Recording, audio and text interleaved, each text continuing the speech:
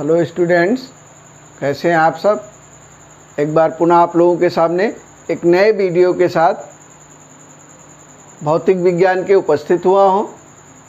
हम लोग विद्युत या इलेक्ट्रिसिटी के अंतर्गत पिछले वीडियो में ओम का नियम पढ़ा था, प्रतिरोध पढ़ा था और विशिष्ट प्रतिरोध के विषय में जाना था। आज के वीडियो में हम लोग विशिष्ट प्रतिरोध का कॉन्टेक्स्ट लेकर के सेल का आंतरिक प्रतिरोध जानेंगे, प्रतिरोधों का संयोजन जानेंगे श्रेणी क्रम में तथा समांतर क्रम में।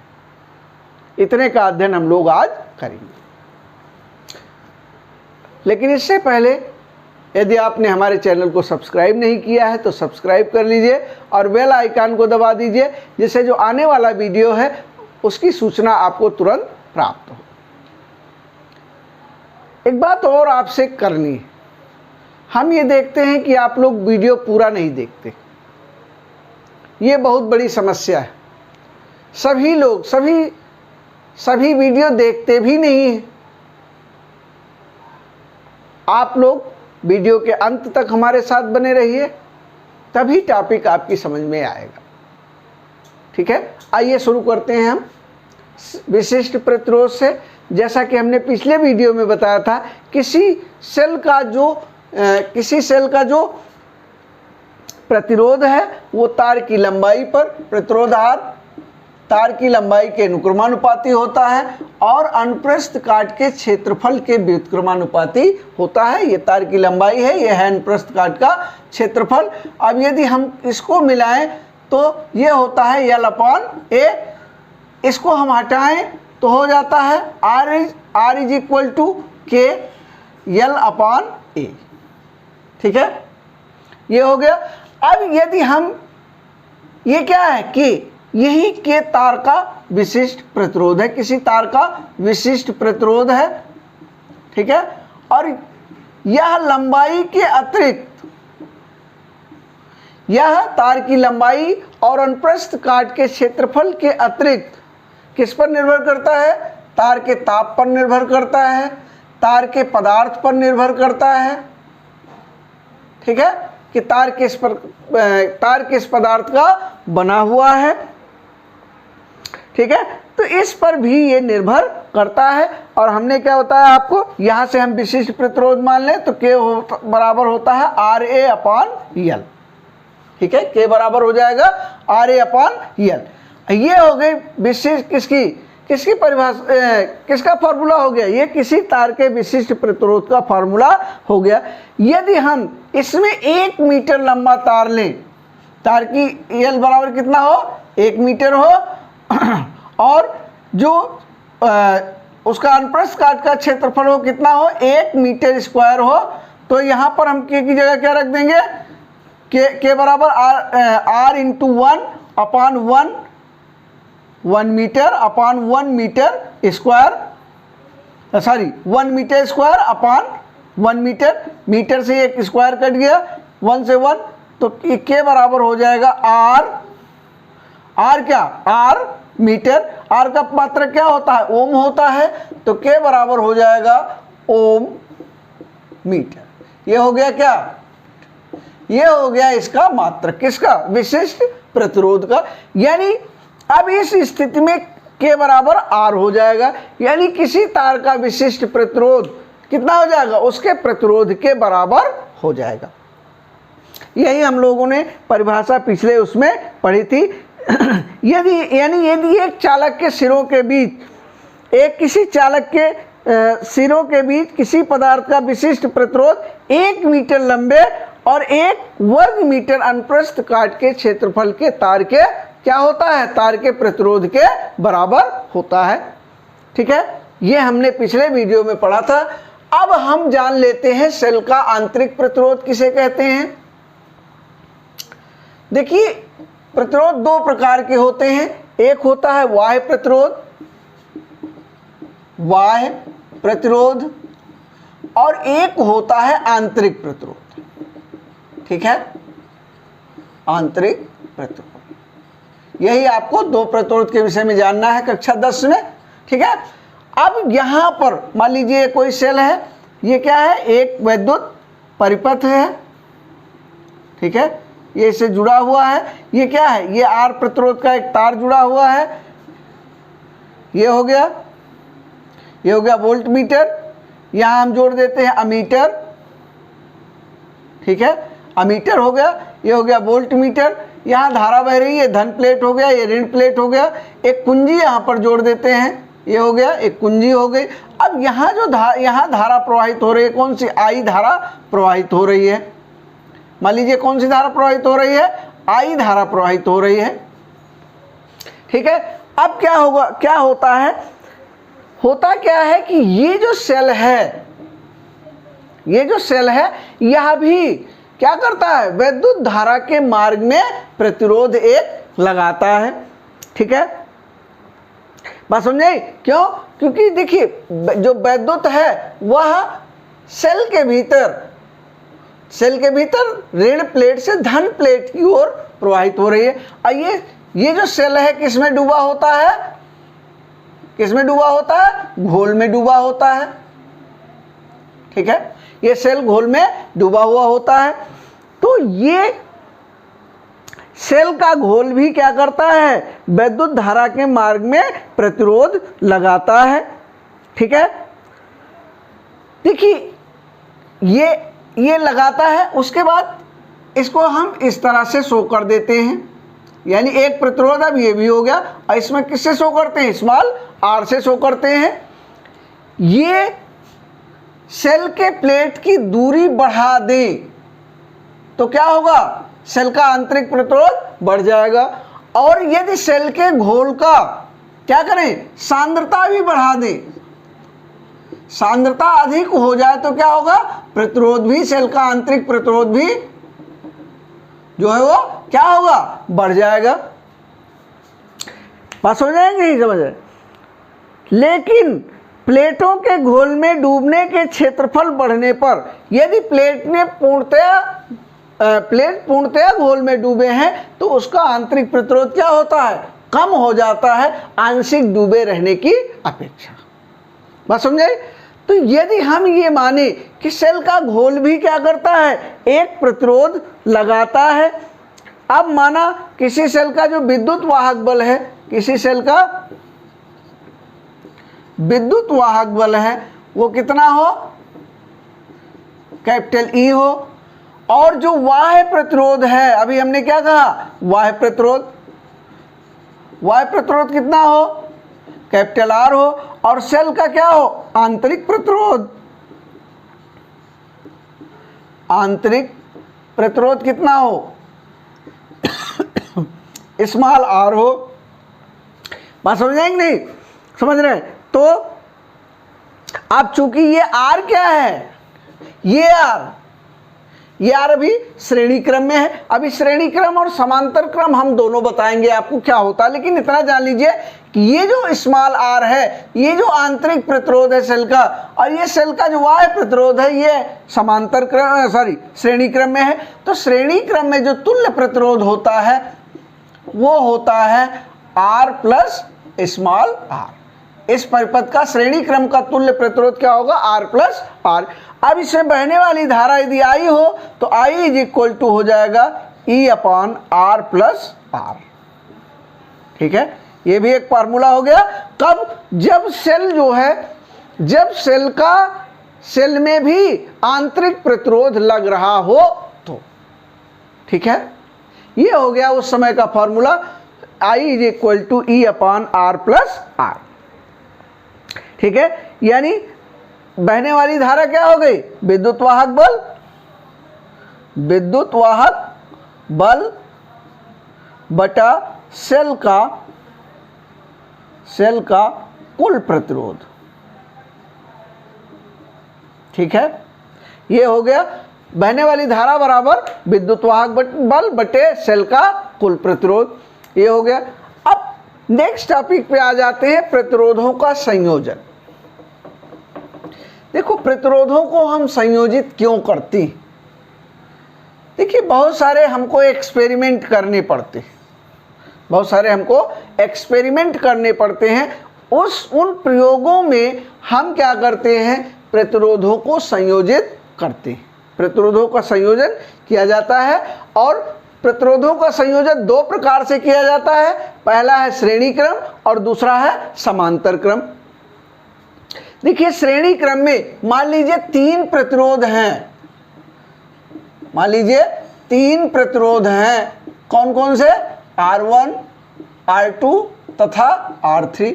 माना 3 प्रतिरोध हैं, तो एक प्रतिरोध ये हो गया R1, एक प्रतिरोध हो गया R2 और तीसरा प्रतिरोध हो गया R3। तो ये जो प्रतिरोध हैं, R1 का पहला सिरा किससे जुड़ता है? R2 के R1 का दूसरा सिरा R2 के पहले सिरे से, और R2 का दूसरा सिरा जुड़ता है R3 के पहले सिरे से। इस तरह से एक प्रतिरोध एक दूसरे से जुड़ते हैं। मान लीजिए इनका क्या किया जाए, इनका कनेक्शन एक सेल से कर दिया जाए, ठीक है। अब क्या है, ये हो गया। अब जो इसमें बहने वाली धारा है, इधर से बहेगी, इसमें बहने वाली धारा का मान क्या हो? I हो। अब यही जो I धारा है, ये इसमें भी होकर के बहेगी, इसमें भी होकर के बहेगी और इसमें भी होकर के बहेगी। लेकिन जो इसका विद्युत वाहक जो इसका विभवांतर है वो क्या होगा? अलग अलग होगा। माना AB, ये हो गया C, ये हो गया D, ठीक है। अब माना प्रतिरोध AB का विभवांतर कितना है? V1 है, और प्रतिरोध R2 का विभवांतर कितना है? V2 है, और प्रतिरोध R3 का विभवांतर कितना है? V3 है, ठीक है। विभवांतर तो अलग अलग होंगे, लेकिन जो बहने वाली धारा है वो कैसी होगी? सेम होगी। तीनों प्रतिरोधों में जो बहने वाली धारा है उसका मान क्या होगा? उसका मान समान होगा। अब यदि हम इनका तुल्य प्रतिरोध कितना हो? R हो। मान लीजिए एक ऐसा, अच्छा तुल्य प्रतिरोध क्या है? इसको जोड़ने पर R1, R2, R3 की जगह एक ऐसा प्रतिरोध लगा दें कि धारा के मान पर कोई प्रभाव ना पड़े, उसी को कहेंगे तुल्य प्रतिरोध। तो माना तुल्य प्रतिरोध कितना है? R है, ठीक है। अब प्रतिरोध R1 के सिरों के बीच विभवांतर कितना है? विभवांतर इज इक्वल टू क्या है? V1 है। R2 के सिरों के बीच विभवांतर कितना है? V2 है, और R3 सिरों के बीच विभवांतर कितना है? V3 है, ठीक है। तो ओम के नियम के अनुसार क्या होगा? V बराबर हो जाएगा, V1 बराबर कितना हो जाएगा? I/R1, क्योंकि धारा क्या है? धारा इसमें भी I है, इसमें भी I है, और इसमें भी I है, ठीक है। तो धारा एक ही होगी, V1 बराबर I/R1। इसी तरह होगी V2 बराबर I/R2, और V3 बराबर I/R3, ठीक है। ये हो गया समीकरण नंबर 1, ये हो गया 2, और ये हो गया 3। अब यदि इसका तुल्य विभवांतर निकालें कि विभवांतर कितना हो, माना इसका विभवांतर क्या है? V है, तो V बराबर क्या हो जाएगा? V1 प्लस V2 और प्लस V3, ठीक है। बात समझ आई? अब ओम के नियम से कब फिर ओम का नियम लगाएं कि जब इसका प्रतिरोध कितना हो? ओम के नियम से जब इसका तुल्य प्रतिरोध कितना हो? R हो, तब उस समय क्या होगा? V बराबर हो जाएगा IR। बात समझे? अब ये जो समीकरण है, समीकरण नंबर 4, इसमें 1, 2, 3 से मान रख देते हैं, तो V बराबर हो जाएगा V1 plus V2 plus V3। अब क्या हो जाएगा? V की जगह क्या हो गया? IR हो गया। अब ये V1 की जगह IR1 प्लस IR2 और प्लस IR3, I यहां से कॉमन ले लो तो क्या हो जाएगा R1 प्लस R2 और प्लस R3, I से I कैंसिल हो गया। अब क्या बच गया, R बराबर हो गया R1 plus R2 plus R3। बात समझे? अब यदि हम प्रतिरोधों को श्रेणी क्रम में संयोजित करें, तीन प्रतिरोधों को, तो जो उनका तुल्य प्रतिरोध होगा कितना होगा, तीनों प्रतिरोधों के योग के बराबर होगा। बात समझेंगे? समझे? यानी श्रेणी क्रम में जुड़े प्रतिरोधों का तुल्य प्रतिरोध उन प्रतिरोधों के योग के बराबर है। ठीक है, अब इसको कैसे जानते हैं, कितना होगा, माना R1 बराबर कितना हो, R1 बराबर 5 हो, R2 बराबर कितना हो, 3 हो, R3 बराबर 4 हो, तो अब इसका जो तुल्य प्रतिरोध होगा R इज इक्वल टू होगा 5 प्लस 3 और प्लस 4, तो R बराबर हो जाएगा 5 3 8 4 12 ओम।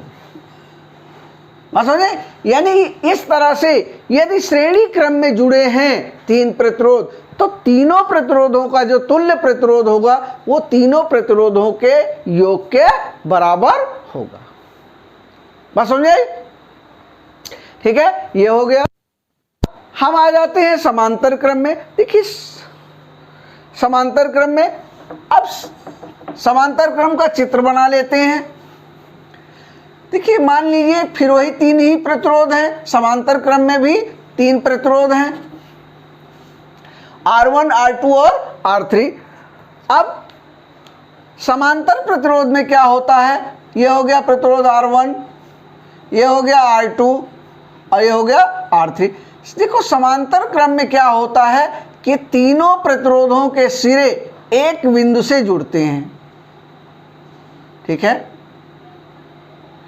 प्रतिरोध R3 R2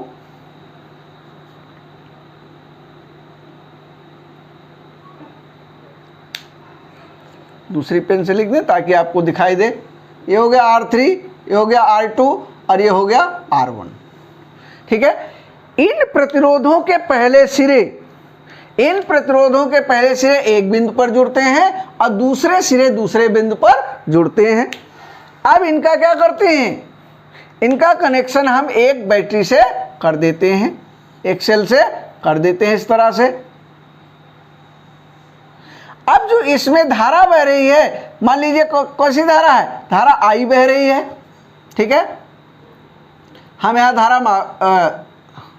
धारा मापने के लिए अमीटर लगा देते हैं। ठीक है, एक कुंजी भी लगा देते हैं यहीं पर। ठीक, अब इसमें क्या बह रही है, इसमें धारा बह रही है, लेकिन जो ये धारा है यहां जब पहुंचती है तो देखिए तीन भागों में बढ़ जाती है, तीन भागों में बढ़ जाती है। माना प्रतिरोध R1 में धारा I1 बह रही है, प्रतिरोध R2 में धारा I2 हो गई, धारा I2 हो गई, और प्रतिरोध R3 में धारा क्या हो गई, धारा I3 हो गई। यानी यही जो धारा है I धारा, ये बिंदु A, इसको मान लेते हैं बिंदु A, बिंदु A पर पहुंचने पर तीन भागों में बढ़ जाती है। R1 में I1 धारा चली गई, R2 में I2 धारा चली गई और R3 में I3 धारा चली गई। लेकिन इनका जो विभवांतर है, किसका, इनके सिरों का जो विभवांतर है वह एक समान ही होगा। ठीक है, ये होगा V। इनके जो विभवांतर है वो कितना होगा, इनका जो विभवांतर है वो होगा V। ठीक है, AB सिरे के बीच विभवांतर V होगा। अब हम लिख लेते हैं, सेल से बहने वाली धारा, सेल से बहने वाली धारा बराबर I बिंदु A पर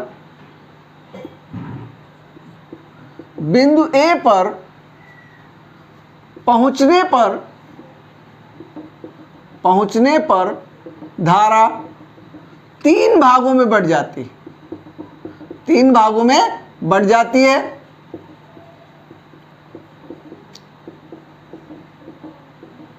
प्रतिरोध R1 में धारा R1 में धारा बराबर क्या हो जाएगा I1, R2 में धारा क्या हो जाएगा I2 और R3 में धारा क्या हो जाएगी I3 हो जाएगी। ठीक है, अब यदि माना इसका तुल्य प्रतिरोध कितना हो R हो, तुल्य प्रतिरोध क्या हो R हो, तो क्या हो जाएगा तुल्य प्रतिरोध बराबर R हो तो, और जो विभवांतर है वो क्या है, विभवांतर बराबर V है, और जो ये धारा है, धारा कितनी है I है। ठीक है, तो ओम के नियम से क्या होगा, ओम के नियम से I बराबर हो जाएगा V/R। बात समझे? यहां तुल्य प्रतिरोध अभी हमने बताया था आपको श्रेणी क्रम में, तुल्य प्रतिरोध वह प्रतिरोध है जो इन तीनों प्रतिरोधों को हटाकर उसको लगा दिया जाए तो धारा के मान पर कोई प्रभाव ना पड़े। तो हो गया। अब R1 के लिए लिख लेते हैं, R1 के लिए ओम के नियम से, ओम के नियम से क्या हो जाएगा I1 बराबर V/R1। R2 के लिए प्रतिरोध, R2 के लिए प्रतिरोध, R2 के लिए I2 = हो जाएगा V/R2, और प्रतिरोध R3 के लिए हो जाएगा I3 बराबर V/R3। ठीक है, अब माना जो तुल्य जो इनमें बहने वाली धारा है I है, तो और यही धारा ए बिंदु ए से प्रवेश करें, बिंदु बी पर भी कौन सी धारा मिली, I धारा मिल रही है, तो I बराबर हो जाएगा I1 + I2 + I3। ठीक है, अब I की जगह क्या रख देंगे V/R, I1 की जगह क्या रख देंगे V/R1 प्लस I2 की जगह क्या रख देंगे V/R2 रख देंगे। इसी तरह से I3 की जगह रख देंगे V/R3। ठीक है, अब यहां से भी कॉमन ले लेंगे, = V1/R1 + 1/R2 + 1/R3। V से भी कट गया। अब ये क्या हो जाएगा यहां लिख लेते हैं 1/R = हो जाएगा 1/R1 + 1/R2 + 1/R3। ठीक है, ये हो गया। यानी यदि तीन प्रतिरोध कैसे हों, समांतर क्रम में जुड़े हों, तीन प्रतिरोध समांतर क्रम में जुड़े हों, तो उनका जो तुल्य प्रतिरोध है, तुल्य प्रतिरोध का व्युत्क्रम तीनों प्रतिरोधों के व्युत्क्रमों के योग के बराबर हो।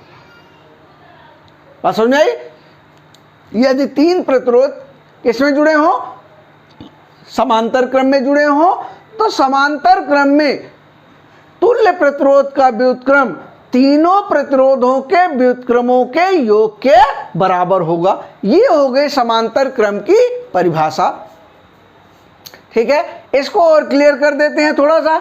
मान लीजिए एक प्रतिरोध 100 ओम का है और दूसरा प्रतिरोध 1 ओम का है, और दोनों कैसे हैं, समांतर क्रम में जुड़े हैं। तो क्या होगा, इनका प्रतिरोध 1 ओम से भी कम होगा, 1 ओम से भी कम होगा। ठीक है, इसी तरह से यदि एक प्रतिरोध 1000 ओम का है, दूसरा प्रतिरोध केवल 1 ओम का है, तो भी प्रतिरोध क्या होगा, 1 ओम से कम होगा। लेकिन समांतर क्रम में क्या होगा, समांतर क्रम में क्या होगा, यदि तुल्य प्रतिरोध, तो इसका तुल्य प्रतिरोध कितना होगा, 101 ओम होगा, और इसका 1001 ओम। ठीक है, 1001 ओम होगा। बात समझ आई गई? तुल्य प्रतिरोध समांतर क्रम का और श्रेणी क्रम का। ठीक है, ये हो गया दोनों का तुल्य प्रतिरोध। इस वीडियो को हम यही समाप्त कर रहे हैं। इसको आप ढंग से देखिए, नहीं समझ में आता है तो नीचे कमेंट करके ज़रूर बताइए हमको। नीचे डिस्क्रिप्शन में व्हाट्सएप नंबर भी दिया हुआ है, ठीक है, वहाँ से देख करके, वहाँ से हमारा नंबर ले करके उस पर कमेंट करके हमको व्हाट्सएप से भी हमसे पूछ सकते हैं। ठीक है, इस वीडियो को हम यही समाप्त कर रहे हैं। वीडियो देखने के लिए आपका बहुत बहुत धन्यवाद।